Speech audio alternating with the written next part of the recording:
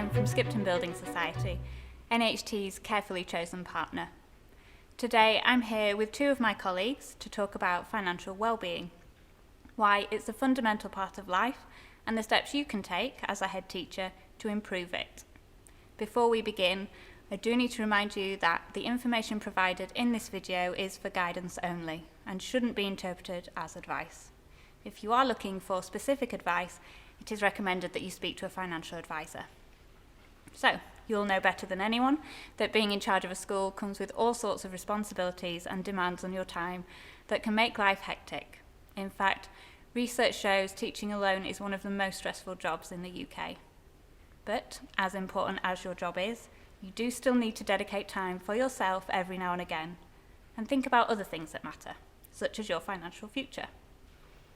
Worrying about money is one of the biggest causes of stress, and research also shows that those who are financially prepared are happier than those who aren't prepared.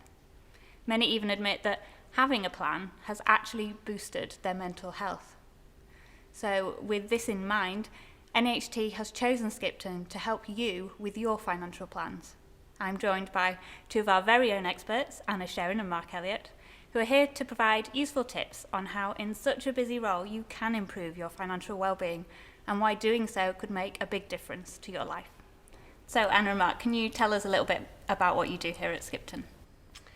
I work in our people development function, so part of my role involves working with different leaders across the organisation to help them develop and lead their people in a way that delivers a good customer experience and good customer outcomes.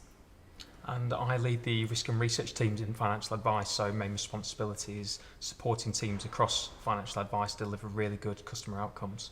I'm also a mental health first aider as well, so there's some great synergies there in terms of financial wellbeing that I'll talk about today. So Anna, what does financial wellbeing look like? For me, it means peace of mind. So way back when my husband and I first started to think about our financial well-being, it was triggered by having children and wanting to not be caught out, not have things that came left field that we hadn't thought about, and recognising that we didn't know what we didn't know, and it was about having choices, both for the children, so that as they grew up and wanting them to have different options and for us to be able to support them. And also as we've got a little bit older and are thinking about what might happen when we don't have to work full time, making sure that we've got some choices as well and we've not left things to chance. So we'd especially like to focus on preparing for the financial future today. Why is this so important? We believe genuinely it can make a real difference to people's lives.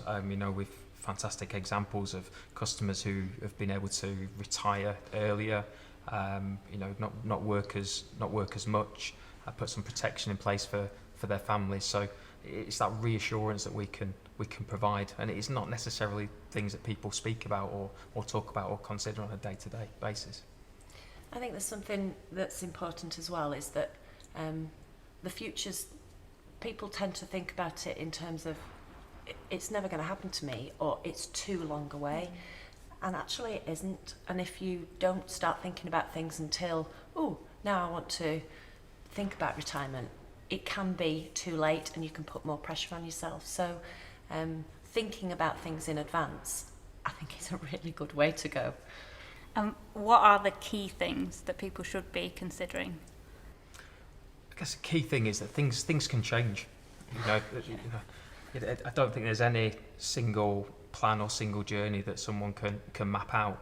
So there's some obvious things that you can look to do from a financial planning perspective, whether that's looking to maximise allowances that you have, understand risks that are involved with certain products, or the risk of maybe not investing at all. Being able to have a conversation with someone to understand that. I guess that education piece is quite key. I think that's what we certainly try to deliver for our customers. What obstacles do you think are stopping people from putting these plans in place? I think genuinely humans are quite short-termist. We don't really think about the longer term. We know where we're going at the weekend, we know what we're doing on holiday, but putting consideration into what we're going to be doing in 20, 30 years time and what a retirement looks like is not really a natural conversation that, you know, people would tend to have.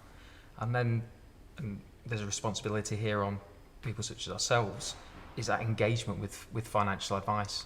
It's making it understandable, making it that people really believe that it can make a difference to them, and specifically to them in their own personal situation. I think I would definitely echo that. I think for us, it was about not knowing what options were available. So, and some of the things you don't want to think about. So some of the things are quite difficult when you're talking about what might happen if one or other of you aren't around anymore, or what might happen if both of you aren't around anymore, and what provisions do you need to put in place for your children. And you wouldn't necessarily want to have those conversations. I've worked with people where those conversations have been missed and it's left people in a really, really tricky financial situation. And when you're going through that sort of a trauma, not having considered the finances just seems ludicrous, really.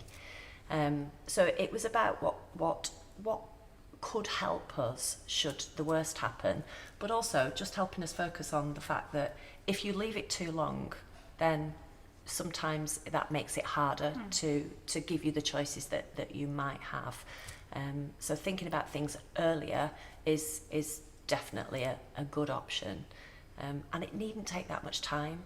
I know I don't want to sit down for hours with somebody and talk through what I consider really boring stuff. It needn't take that long, and if you build up a really good relationship with your financial advisor, then they know what's important to you, then actually it's not too much of an arduous process. So are there any good habits that people can develop to maintain this financial well-being? For me, I think financial well-being, same as physical well-being. You know, it's sometimes little and often is going to really help towards it. It's not necessarily, as Anna said earlier, having to sit down for 3 hours at a time to consider it, but even putting aside, 5 minutes a day to think a little bit about budgeting for the month, or your cash flow situation, or what you might have coming up in the future.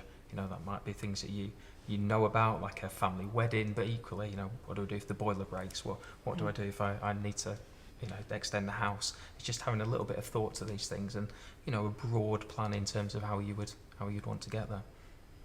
I think one of the other things that I've recognised is when you have your relationship with your financial advisor, and we have a regular review, and because we have this relationship with her, she does it all. So she reminds us when that review is coming up, and we have to get some stuff together and allocate that time. But actually it's driven by somebody else, which is really useful for me. And then when you pay attention in the actual conversation, because I trust her implicitly, because there is that relationship and she knows what's important to us, it doesn't feel like it's been something that's been done to us. We're part of it, which is reassuring, and at least you feel like you're working together to whatever your outcome is. That trust is incredibly important. Yeah, I think we're talking about someone, as Anna says, and her family sharing their dreams, their aspirations, in terms of what might be what's on their bucket list for the future. So you've got to be able to trust the person and trust that they're going to be able to give you the right planning or the right advice based on your individual circumstances. Yeah. So you've obviously mentioned about financial advice there. So how is it key in financial planning? For me, we wouldn't have been able to get to the place that we are now without some advice. It's a minefield. It's a really complex area. And I think I said earlier that we don't know, as customers, as people, what we don't know. And it would have been, I think we would have struggled to plan for some of the situations that we've experienced. So just little things like the children, planning for when the children went to college, which they both did. If we hadn't prepared for that would have really caught us out, and we would have, I dare say, we wouldn't have been able to support them and ourselves in a way that we've been able to. And that took a huge amount of pressure off me when they were younger, knowing that we've got some plans in place for that, and we wouldn't have been able to sort that out without our advisor. So that was important for me. There's just an incredible wealth of information out there, and the part of the advisor's role is to understand how that relates to an individual customer's needs and circumstances. It's kind of a little bit of a translation. They can only really do that by having the conversations with the customers and drawing that information out. In the same way that if you wanted a law professional, you'd speak to a lawyer, or you speak to an accountant. Financial services, financial advice should be seen in the same way. Okay, we'll leave it there for now, but thank you so much for coming and sparing your time to be with us. You provided some really useful tips, and we hope it's given our NHT members something to think about. It's worth reminding members that we are always here to help with your financial plans, whether that's talking through your situation over a quick phone call, to checking your savings and investments and providing tailored recommendations for you to consider. If you'd like to get in touch with us, all you need to do is simply request a call back. We really hope this video has helped you with your plans. Thanks for watching.